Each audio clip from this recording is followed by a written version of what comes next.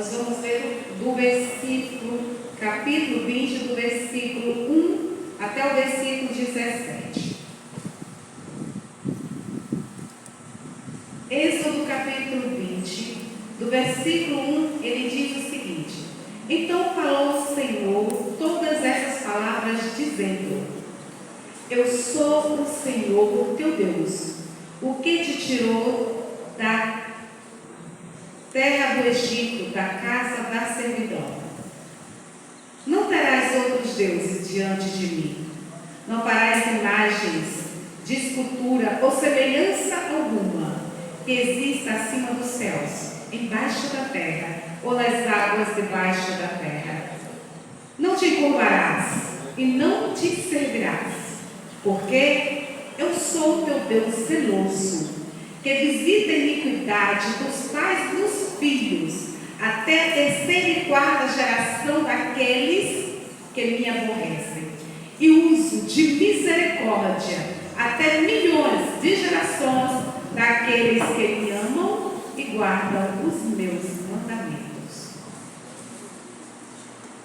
Não tomarás o nome do Senhor teu Deus em vão, porque o Senhor não considera por inocente aquele que toma o nome do Senhor Deus em vão. Lembra-te do dia de sábado para o santificar, porque em 6 dias trabalharás e farás toda a obra, mas o 7º dia é sábado do Senhor. Não farás obra nenhuma, nem tu, nem teu filho, nem tua filha, nem teu servo, nem tua serva, nem o teu animal, nem o estrangeiro que habita entre as tuas portas. Porque em 6 dias fez o Senhor os céus e a terra e tudo o que nele há, mas no 7º dia o descansou. Portanto, abençoou e santificou. Honra ao teu pai e à tua mãe, para que te prolongues os teus dias na terra que o Senhor te dá. Não matarás, não adulterarás, não furtarás, não levante falso testemunho contra o seu próximo, não cobice a casa do seu próximo, não cobice a mulher do seu próximo, nem o teu boi, nem o teu jumento, nem coisa alguma que esteja dentro da casa do teu próximo. Amém? Amados, aqui nós temos um resumo da lei moral de Deus. No princípio, quando nós lemos o Pentateuco, nós encontramos 3 tipos de leis. Nós temos as leis morais e também nós temos as leis cerimoniais e as leis civis. As leis cerimoniais, elas apontavam para Jesus Cristo, para o Cordeiro de Deus. Nós lemos que no período ali existiam as leis cerimoniais. Quando uma pessoa praticava um ato, cometia um pecado, ela trazia um cordeiro e diante de toda a congregação faria ali um holocausto. Era sacrificado o cordeiro pelo pecado. Todo mundo ficava sabendo qual era o pecado da pessoa, né? Porque o animalzinho que ele trazia e identificava também o tipo de pecado. Esse animalzinho, esse cordeiro, ele apontava para o Cordeiro de Deus. Quando nós lemos lá em João, quando o primeiro encontro que ele tem com Jesus, ele diz assim: eis o Cordeiro de Deus, aquele que tira o pecado do mundo. Então, hoje, não tem mais crente sacrificando animal. Jesus Cristo já foi o nosso sacrifício vivo. Ele sim é o Cordeiro de Deus. Também tinha as leis civis. As leis civis, elas davam direito, elas mostravam sobre os direitos das pessoas, sobre geografia, sobre território, sobre guerra, direito de guerra, sobre escravos, sobre herança, era sobre povo e etnia. Hoje nós já não estamos mais debaixo dessa lei. Com a vida de Jesus Cristo também, no 2º mandamento, nós não estamos debaixo dessas leis. Mas existem as leis morais. As As leis morais, elas foram escritas pelo próprio dedo de Deus. Nós conhecemos a história. Israel ficou 400 anos no Egito e ele vivia ali em estado de servidão, de escravidão. Então Deus Pai, usando a mão de Moisés, tirou o povo do Egito, atravessaram ali o Mar Vermelho, foram para o deserto, e Moisés subiu no Monte Sinai, ficou lá 40 dias e 40 noites na presença de Deus, e desceu do monte trazendo duas tábuas de pedras. Essas tábuas de pedras, elas estavam escritas os 10 mandamentos pelo dedo de Deus. Não que essas leis morais, as quais nós já lemos aqui, que Deus está dizendo para não fazer imagens, para não se curvar, para não ter outros deuses, para lembrar do sábado, para não matar, para não roubar, para não adulterar, para não cobiçar, para não levantar falsos. E também ele falou aqui no 5º também sobre o respeito ao honrar o pai e a mãe. Essas leis, elas não eram desconhecidas de Deus. Não foi a partir daquele momento apenas que Deus deu suas leis. Essas leis, quando nós lemos na antiguidade, nós podemos ver no Código de Hammurabi, nas leis dos códigos da Mesopotâmia, os mesopotâmios, os fenícios, os egípcios, todos eles tinham código moral. E é interessante que quando você vai ler essas leis dos códigos morais de outros povos, elas ficam encapsuladas, resumidas no que os judeus chamam das 10 palavras, que são os 10 mandamentos. Essas leis, elas mostram que ela já era uma lei oral. Ela era uma lei oral, observando que quando nós voltamos para o Gênesis, ali Deus se comunicava, conversava com Abraão, com Isaac, com Jacó, e assim ele vai trazendo, estendendo-se essa lei oral até Moisés. E depois de Moisés, Deus sabendo que o coração do homem é corrupto, então Deus, para proteger o homem, ele disse: a partir de hoje você não vai mais fazer isso. E ele deu escrito. E ele disse mais: os céus e a terra passarão, mas as minhas palavras não passarão. As leis morais, elas revelam pela própria natureza que existe um Criador que transcende toda a criação, e a própria natureza diz, revela-se que não se pode adorar a imagem de coisa alguma. As leis morais, elas estão cravadas no coração do homem, desde o homem mais bruto, aquele que mora numa tribo, aonde nunca teve um encontro com a Bíblia e com a palavra de Deus. Eles têm um código de moralidade. E o código de moralidade, ele diz que o pecado de matar, de roubar, de adulterar, de adorar outros deuses tem o mesmo peso diante do Senhor. E hoje eu quero tocar com vocês um assunto muito especial. No 7º mandamento. Qual o número 7 da Bíblia? É o número de quê, irmãos? O número de perfeição. E vem se perguntando por que Deus escolheu esse mandamento como o 7º mandamento. Quando o irmão me falou para eu fazer esse sermão sobre esse mandamento, eu disse: Senhor, me usa.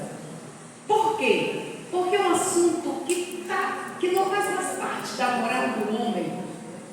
O homem hoje já não usa mais esse assunto como moralidade. O homem hoje não usa mais os mandamentos. Hoje nós vivemos em um tempo tão pervertido, está tão próximo à vinda de Deus, que muitos dizem que a lei de Deus foi anulada. E quando eu digo que a lei de Deus foi anulada, muitas vezes não é pela minha palavra, mas pelos meus atos e pelas minhas ações. E esse mandamento, número 7, está no versículo 14. Me acompanhe. Ele é um mandamento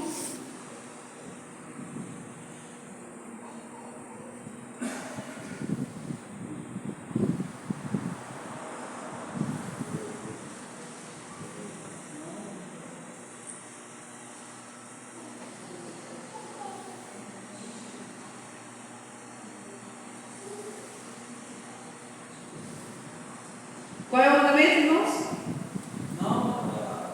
Não adulterarás. Pergunta-se por que Deus se preocupou com um mandamento sobre sexualidade. Porque Deus se preocupou com esse mandamento e colocou esse mandamento no número da perfeição. Eu quero que vocês abram o livro de vocês em Levítico. Eu quero que alguém leia para mim. Levítico 20, verso 10.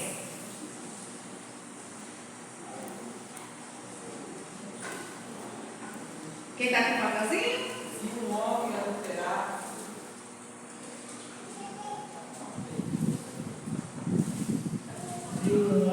adulterar, com a mulher do seu próximo, será morto o adultério e adultera. Olha o que diz o versículo. Se o homem adulterar com a mulher do teu próximo, será morto o adúltero e a adúltera.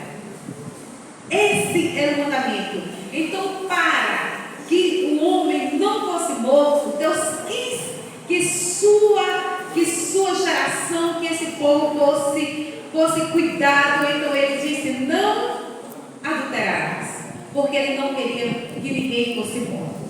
Naquele período, Israel, ele estava cercado por um povo pagão.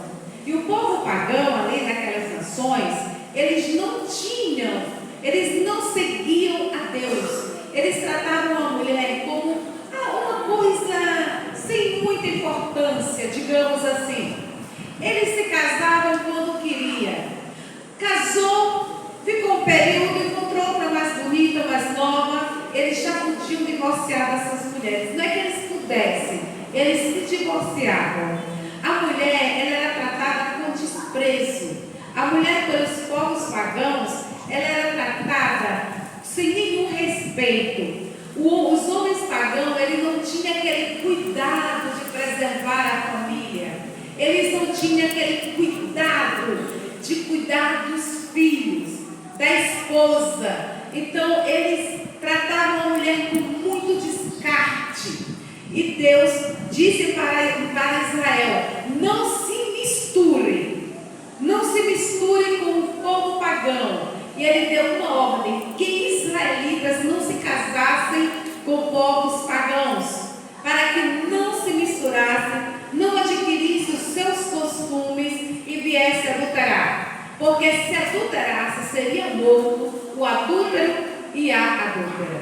É interessante que os mandamentos, quando Deus escreveu, ele escreveu colocando adultério. E aquele povo antigo, eles acreditavam que o adultério era apenas quando um homem se relacionava sexualmente com uma mulher. Apenas isso. Mas os mandamentos, eles têm uma longevidade, eles são longos, eles são crescentes. Eles não são apenas os meus atos físicos. Os mandamentos, eles atingem os meus atos íntimos, o meu pensamento, o meu coração, os meus desejos, as minhas razões, as minhas argumentações. Os mandamentos, eles atingem o meu exterior. Portanto, quando Deus diz: não cobiçarás a casa do teu próximo, quem é que vai saber o que está na sua cabeça, o que você está cobiçando? Ninguém sabe, mas Deus sabe.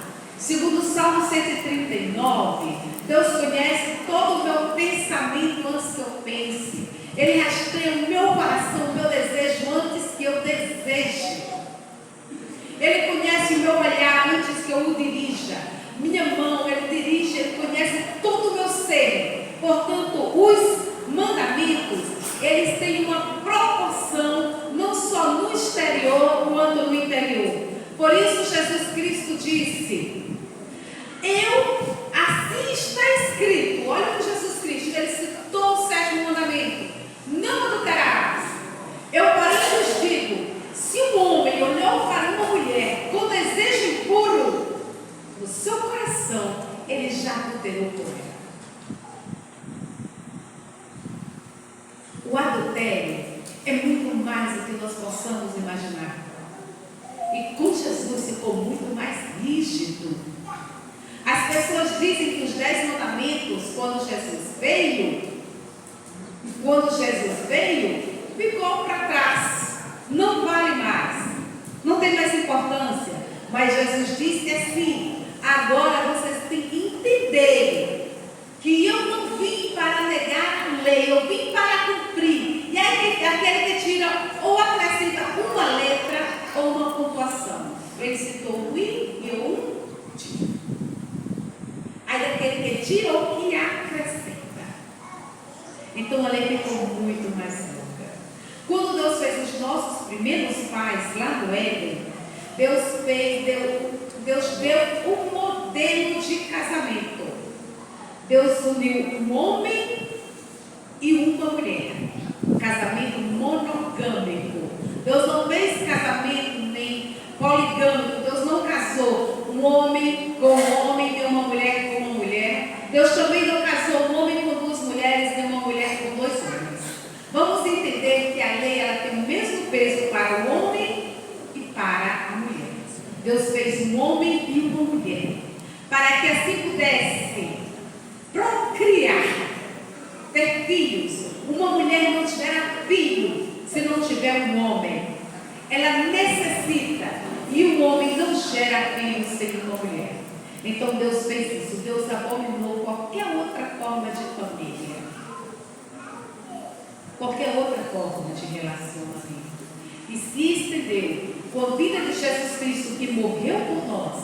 Quando Paulo diz, nós não estamos mais debaixo da lei. Será que a lei ela foi abolida? Não. Paulo está dizendo que quando nós estamos em Cristo Jesus, naquele que cumpriu, porque só Jesus cumpriu piamente, rigorosamente a lei, com todos os pontos e todas as letras, ele foi o único e morreu por nós. Então Deus olha para nós e nos fortalece em Cristo. Quando nós olhamos para Cristo, nós entendemos o que é a lei, o que a lei necessita que nós façamos. Então, mesmo que seja difícil, tem coisas que é difícil cumprir a lei. Por exemplo, o que diz Romanos. Quem está com colinha de Romanos aí? 13:9. Alguém lê o microfone, por favor?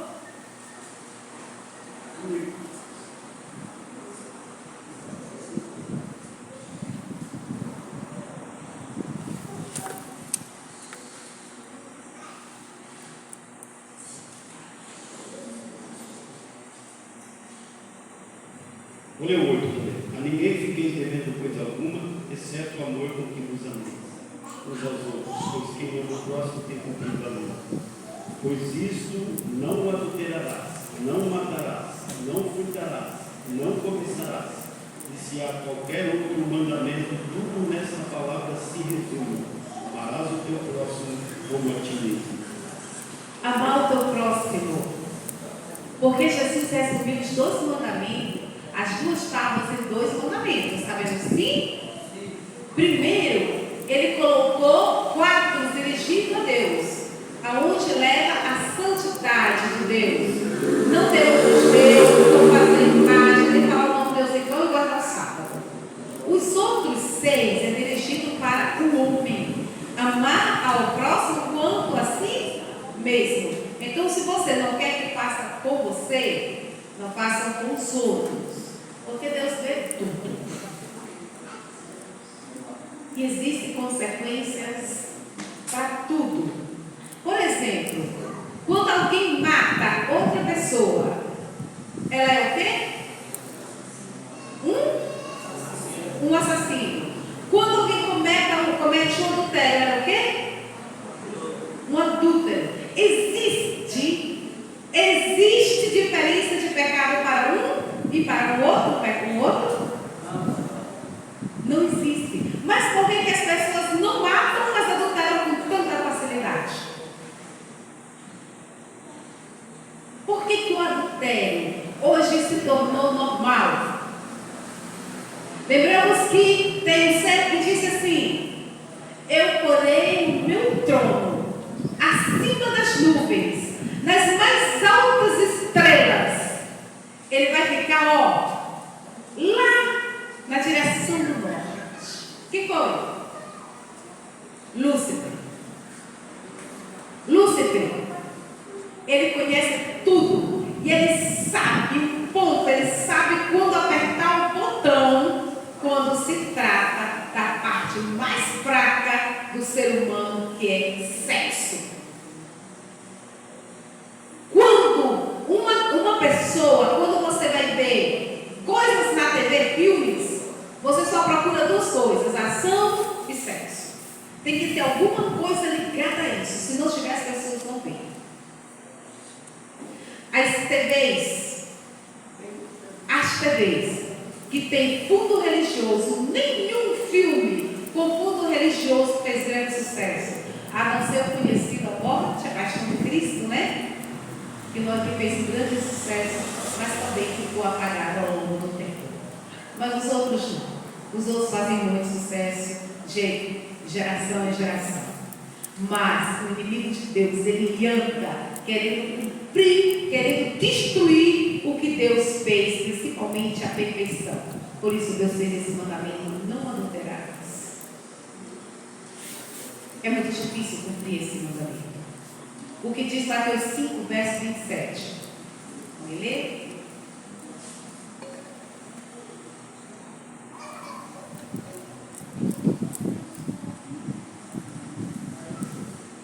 Quem está?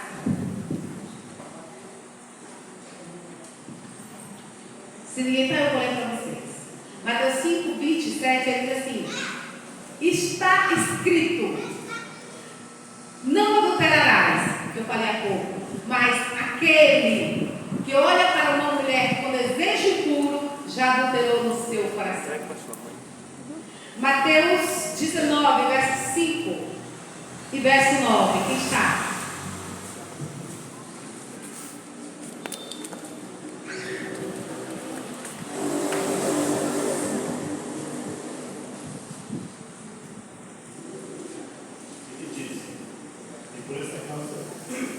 Deixará o homem o pai e a mãe, e se unirá à sua mulher, e tornando os dois uma só carne.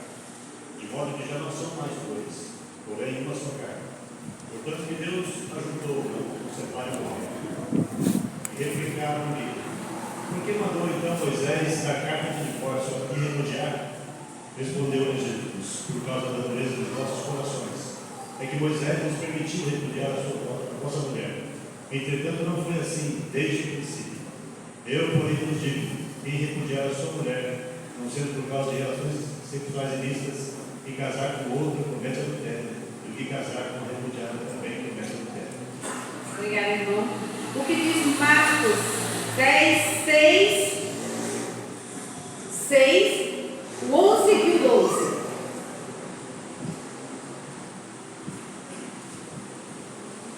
Mas no princípio da criação, Deus os fez, homem e mulher. O 11, ele respondeu: todo aquele que se divorciar de sua mulher e se casar com outra mulher, estará cometendo adultério contra ela. E se ela se divorciar de seu marido e se casar com outro homem, estará cometendo adultério. Obrigada, irmã. Observando que quem está falando isso é o próprio Jesus Cristo. O próprio Jesus Cristo, ele deixou a lei muito mais rígida do que o que era dito lá escrito por Moisés. Continuando, se você continuar lendo a história, você vai ver que trouxeram uma mulher e disseram a Jesus que ela estava cometendo adultério. Mas não trouxeram o homem. Quando nós lemos Levítico, tinha que matar, seriam mortos o adúltero e a adúltera. Não é ó, se tu não pecar mais, não comete mais esse pecado, você será perdoado. Vai e não peques mais. A mulher nunca mais pecou. Ela teve uma graça enorme de estar diante do Filho de Deus. Mas, quem está com 1 Coríntios? 7:1. Leia, por favor. Se, porém, ela vier a separar-se, não se case ou que se reconcilie com seu marido, e que o marido não se aparte de sua mulher. Aqui Paulo está dizendo que assim diz o Senhor. A gente não leu o versículo antes, né? Assim diz o Senhor. Nós temos que viver de toda a palavra que diz o Senhor. Então, mesmo que você se divorciou da sua mulher e ela ainda não se casou com outro, ou você separou do seu marido e ele não se casou com outra, Deus manda se reconciliar. O que é muito difícil. Como que alguém vai se reconciliar com alguém que não quer você? Com alguém que fez um divórcio com você? Como? É aí onde Paulo diz: eu sou um sacrifício vivo. Porque você tem que negar o seu eu. Porque Deus diz que aquele que está em Cristo, agora negue o seu eu, porque para entrar na cidade santa, você vai passar por uma prova. E essa prova é o negar o seu eu. É enquanto você entende que não é mais o seu amor que vive em si, e sim o amor de Cristo que habita em você, é onde você consegue perdoar pessoas que praticaram o adultério contra você. A palavra de Deus, ela vai muito mais além. Cumprir parte dos 10 mandamentos não é apenas manter relação sexual com outra pessoa. Por quê? Porque quando uma pessoa se divorcia, ela incita. Quando você continuar lendo o capítulo, é que nós estamos lendo só o versículo, por conta do nosso tempo, ele sempre diz que a pessoa que pratica o divórcio, ela incita o outro que foi vítima do divórcio a se casar, onde ele incita o adultério no outro. Portanto, a culpa daquele que pratica o divórcio é muito maior do que nós podemos supor. E o que se faz uma pessoa cristã? Ela perdoa. Ela tem que perdoar, que esquecer o passado, que seguir em frente, e os dois darem as mãos e orarem e jejuarem e deixarem Jesus habitar dentro do lar, que não seja mais o seu eu, que não fique mais pensando naquela palavra tão difícil. É por isso que precisa haver a palavra de ambos ser pronunciada, reconciliação. Enquanto não existe essa palavra, o diabo manda os seus demônios habitar naquela casa, habitar naquelas pessoas, e o Espírito Santo não consegue adentrar no templo no qual foi reservado para ele. E a dureza vem com ela a tristeza, a mágoa, o rancor. Com ela vem todas as turbulências emocionais, aonde atinge as partes mais sagradas, que é o coração e o cérebro, aonde as pessoas passam a ter sérios problemas cardíaco e vasculares. Olha como os mandamentos ele atinge a nossa vida, porque o homem ele é um todo. O homem ele é formado, para formar a alma humana é necessário de 3 manifestações: corpo, mente e espírito. Se um peca, peca o todo. Portanto, Tiago diz no capítulo 2, quem está com Tiago 2? Eu, pois quem obedece toda a lei, mas não faz apenas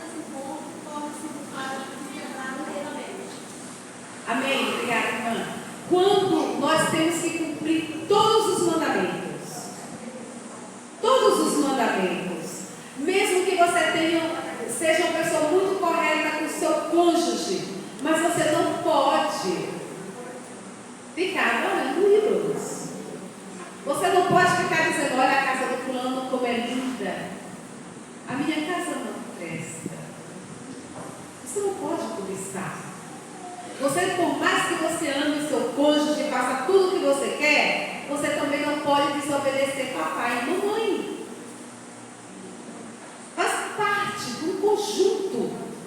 Você não pode responder seu pai, sua mãe, gritar com pai e mãe. Muitas vezes os pais ficam idosos e os filhos, lembram que os fariseus faziam? Eles iam lá, davam uma oferta e diziam que estava livre dos cuidados com os pais. Então, não cumpriam os mandamentos. Então, nós temos que cumprir. E se você nunca parou para pensar, é hora de refletir. Mas os mandamentos, quando vocês leem eles todos, eles têm uma série de exigências. E tem uma série de não pode. O que existe? Vamos falando um pouquinho desse mandamento, o qual eu fui incumbida para falar aqui.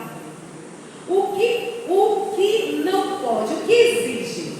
A principal coisa que esse mandamento exige é que as pessoas, elas precisam ser pessoas puras.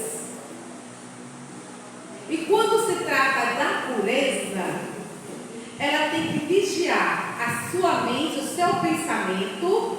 Quando vê aquele pensamento que não é bom, ela mudar o pensamento, ela precisa mudar a pureza. É como uma água. Você pega uma água toda suja de uma roupa que você lavou e toma. Alguém faz isso? Não, né? Naturalmente a gente vai buscar água filtrada, né? Água filtrada, água limpinha. Porque se você toma uma água suja, você vai poluir o seu corpo, vai ter infecção e vai morrer. Se você poluir a sua mente, também você polui o seu corpo e vai morrer. Então você precisa ter uma mente pura, um coração puro. Você tem que desviar de coisas impuras. Por exemplo, hoje está muito difícil, né? Porque hoje nós muitas vezes não escolhemos nossas amizades. Às vezes no trabalho, na escola, você tem seu amigo, né, que está lá vendo um vídeo que não se deve ver, vendo algo, uma música que não se deve ouvir, mas ele não foi convidado. Você tem que conviver com aquela pessoa, mas você não precisa andar com ela, fazer o que ela faz. Ela não faz parte da sua vida. Procure se afastar. A pureza hoje está mais difícil para os jovens, para os adolescentes, por tantas redes sociais, por tantas conversas curtas e banais. As crianças têm um grupo vendo um certo vídeo e eles, quando não vêem, muitas vezes são vítimas de bullying. Se as crianças disserem para o seu amigo, olha, isso aqui não pode ver, não faça isso. Muitas vezes é vítima de bullying. E eles, para se sentir forte, para se enturmar, acabam fazendo o mesmo. Cuidado, crianças. Os jovens, as moças religiosas que são virgens, na faculdade, no trabalho, é uma vergonha para elas. Elas nem falam. Porque se falar também, ela é vítima de bullying e a classe já vai dizer, vamos resolver o problema, né? Vamos quebrar esse ato de militar. Isso aqui não existe mais. Século 21. Os jovens então nem se falam. Homem jovem não abre a boca para dizer que é virgem em canto nenhum, porque ele sabe que vai ser ridicularizado. Mas o mandamento exige que a moça e o rapaz se casem virgens. Outra coisa que o mandamento exige, ele exige que se casem. O mandamento exige que as pessoas estejam casadas. Então, se você namora há muito tempo, se case, porque o diabo sabe a hora certinha de apertar o botão e ele sabe o momento e ele vai atingir mesmo nessa área em qual o homem tem a sua necessidade. Uma outra coisa que o mandamento exige, outro ponto, é que as pessoas se vistam com decência. Vestir com decência não é você sair na rua igual a pregadora está com roupinha fechada. Não. Não é obrigada você estar com a blusa fechada aqui no punho, com vestido longo, fechadinho no pescoço. Vestir com decência é usar uma roupa onde você vai a qualquer lugar. E hoje a gente vê mães vulgarizando crianças. Eu viajei com a Letícia e a Letícia ficou abismada. usando topzinho, shortinho, parecia que ia pra praia. E a gente quando anda na rua vê muito isso. Muitos adultérios começaram pela saia curta, pela blusa decotada. Porque o adultério, como Jesus falou, vem lá do coração.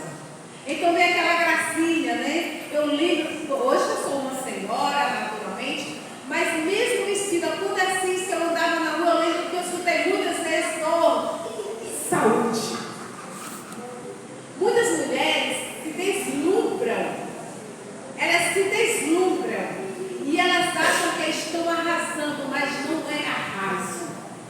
Você pode vestir com decência, está bem vestida, sem estar vulgarizada. Outra coisa que o mandamento exige, que o casamento seja monogâmico, um homem e uma mulher. E que esse casamento, se você continuar lendo esses versículos, as passagens bíblicas desses versículos, eles dizem que o homem e a mulher só podem adquirir novas núpcias após a viuvez. E tem mais uma observação que está no Primeiro Testamento, ali em Levítico, quando ele diz que se a mulher tiver mais de 60 anos, ela já não vai mais ficar caladeira. Então ela não tem mais necessidade de casar com viuvez. Ela pode se dedicar aos seus filhos. Quem está com Malaquias? Malaquias 2. Quem? Não leva o microfone para ela. Já tem mais, por favor. Porque o Senhor, Deus de Israel, diz que odeia o divórcio e também aquele que envolve de violência as suas roupas, diz o Senhor dos Exércitos. Portanto, tenham cuidado e não sejam infiéis. Uma das coisas que Deus odeia o divórcio. Nós temos que fazer a vontade de Deus, por mais difícil que seja. Se Deus odeia o divórcio e odeia o homem que descobre as suas vestes, amado, se você, jovem, está pensando em se casar, você que é solteiro, preste bem atenção. Você não vai poder se divorciar, porque Deus diz que odeia o divórcio. E o homem, ele odeia o homem que tira suas vestes. Então, não seja você odiado por Deus. Se tu praticou, faça o que diz Deus, assim diz o Senhor, se reconcilie. Para que você seja amado. Para que as bênçãos possam chegar até você. Para que Deus possa te abençoar. Para que você possa ter alegria, ter paz, ter felicidade.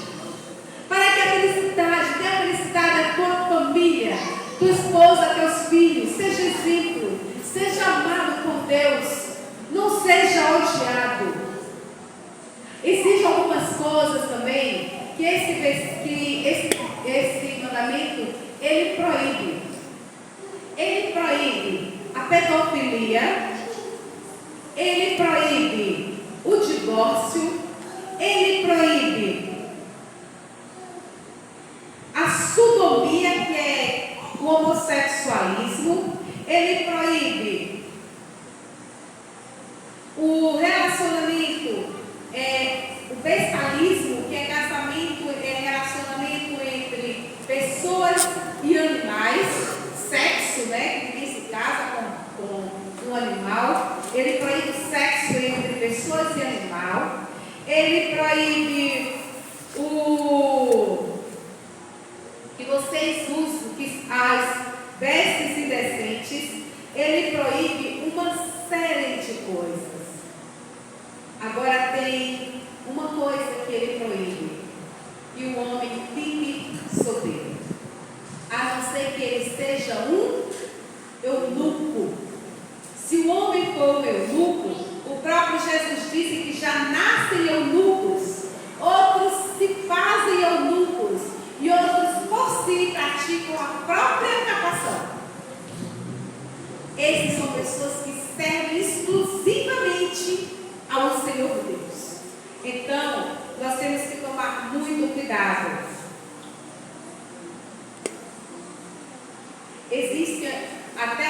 religiões que dizem que o homem não pode se casar. Existe ou não existe? E pode o homem não se casar? Não. O homem tem que estar casado, faz parte do mandamento. Se o homem não casa, ele fica com o corpo fervendo, porque é uma necessidade do homem. O homem nasceu para ser feliz. E aqui tem mais uma exigência que eu fiquei sabendo que eu não sabia, irmãos. O casamento, ele deve ter muitos atos sexuais. Crentes têm que ter relações fervorosas, frequentemente e com muito amor. Sabe por quê? Para que a pessoa não se sinta necessitada. É proibido negar-se ao seu cônjuge. Olha outra coisa que eu aprendi. Quando você casa, você não tem mais uma moeda de troca, certo? Você tem uma dívida com o seu cônjuge. E essa dívida é que ele não passe necessidades sexuais.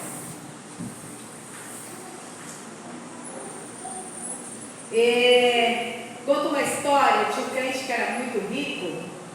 E aí ele pegava a lancha dele, né, de vez em quando, convidava um grupo de amigos e ia pescar.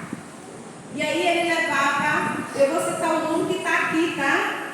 Que está no sermão. Ele levava a Zeca junto. A Zeca era cozinheira, ela não saía da cozinha. E ela ficava ali e servia todo mundo. Então o pastor, preocupado com a família, ele foi visitar esse homem e disse para ele assim: irmão, estou preocupado, o senhor viaja sempre e sua mulher fica sozinha. O que o Senhor não se preocupa? Como fica o Senhor, como fica a sua mulher? Ah, pastor, eu sei a hora de voltar. Sabe? Sei. E qual é a hora de voltar? Ele disse: quando eu começo a achar a festa bonita. Quando você passa pelas suas necessidades, quando você se renega ao seu cônjuge, ou quando o cônjuge se renega a você, você começa a achar coisas bonitas. Então tenha cuidado.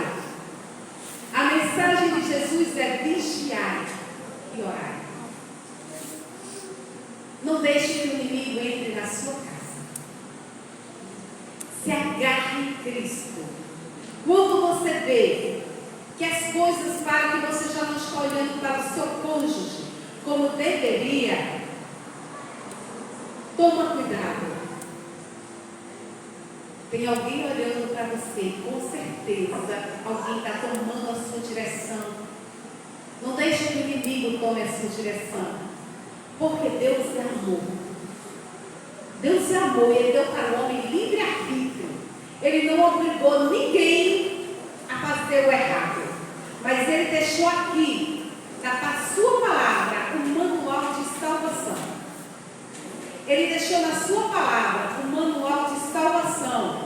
Aqui você pode se salvar. Aqui você vem até mim. Mas tem um inimigo de Deus que Ele fez o homem escravo. Escravo. E ele fica ali tornando escravo dos desejos da carne, dos desejos do pecado. E ele fica ali levando para o mundo da corrupção. E quando você entrar no mundo de força, que você precisa entender, então você vai lá nos 10 mandamentos, que está prefaciado no capítulo, no versículo 12. Os 10 mandamentos, ele não começa só no verso 3. Ele começa no verso 2, onde ele diz assim: eu sou o Senhor teu Deus. Eu sou, que quer dizer Yahweh, Deus, que transcende a criação. Então, na sua dificuldade, se lembra que você tem um Deus que você pode se agarrar a Ele. E ele diz: Senhor, teu Deus. Ele está dizendo: você não está só. Eu estou contigo e você está comigo. Eu te fortaleço. E no finalzinho do versículo ele diz que ele tirou do Egito da casa da servidão. Ele lhe tirou da escravidão. Ele não quer que você seja escravo de ninguém. Portanto, ele deu a palavra dele para que você compreenda. O que é tão difícil nós compreendermos a palavra de Deus. Mas quando nós nos colocamos nos pés, nós nos ajoelhamos, nós oramos, nós jejuamos, nós conseguimos deixar o meu eu lá atrás e vivemos para o meu Deus. Porque se você é cristão, não existe o meu eu, não existe amor próprio. Parem com isso de falar: olha, tem amor próprio. Quando a pessoa está falando de amor próprio, não responda, a gente fica em silêncio, porque a gente entende que a pessoa ainda não entendeu a mensagem cristã. Não vai debater. Em Apocalipse 21, verso 8, nós tínhamos a última passagem. Quem está com Apocalipse 21, verso 8? Quando, porém, aos covardes, aos incrédulos, aos abomináveis, aos assassinos, aos impuros, aos feiticeiros, aos idolatras e a todos os mentirosos, a parte que lhes cabe será o lago que arde com fogo e enxofre, a saber, a segunda morte. Apocalipse 21, ele já não tem mais pecado, né? Mas ele está dizendo que todo esse grupo, porque quando a pessoa adultera, ela mente. A pessoa só adultera quando ela se torna uma pessoa pervertida. Quando ela olha, a pessoa pervertida é aquela que olha para outras pessoas e faz julgamento do seu cônjuge. Hoje está muito fácil pecar. Você vai na rua, a pessoa já está colocando dificuldade, a mulher está colocando dificuldade no seu marido, que passa o dia trabalhando, não faz exercício, está sedentário, chega cansado, está ficando barrigudinho. Tem pessoas que estão com esse julgamento. E seu marido não está mais como era antes, tão atlético, não está tão alegre. Aí vai na rua e encontra um bombado que vem da academia com o peito aberto, sem camisa, só com shortinho, mostrando todos os músculos do rosto, do corpo. Olha o que está proibido. Não é só a mulher que tem que tomar cuidado com o vestuário. O homem também tem. A história que o homem fica sem camisa por aí, ele tem que colocar que seja uma camiseta. O homem também tem que tomar cuidado com o vestuário, porque ele também está pervertendo. E a mulher olha para aquele homem, começa a olhar e começa a dizer que o marido da outra é mais bonito do que o meu. Observe que diz: não cobiçarás. Olha o carro do outro mais bonito do que o do meu marido. E às vezes o marido também tem carro, anda de bicicleta.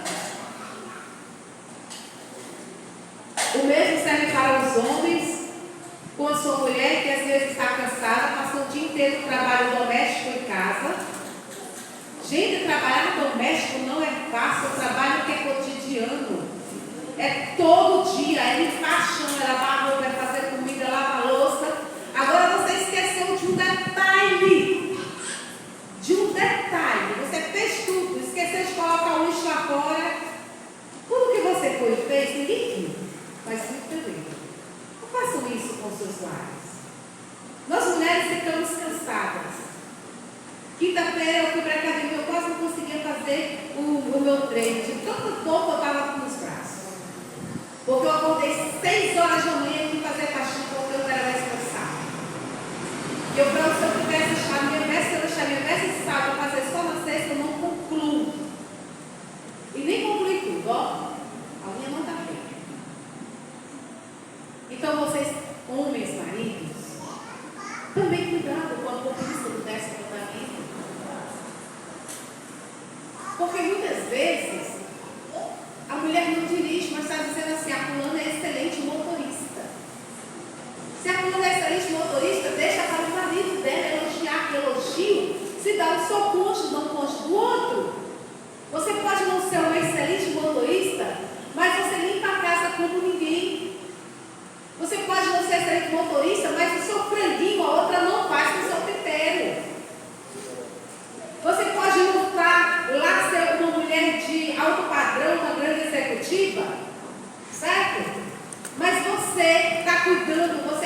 coisas que ninguém faz e outras pessoas lá não vão fazer o que você faz. Então valorize o seu cônjuge. Elogio de vez em quando faz muito bem, massageia o cérebro. Não se negue ao seu cônjuge para que você não tenha desejo por outros.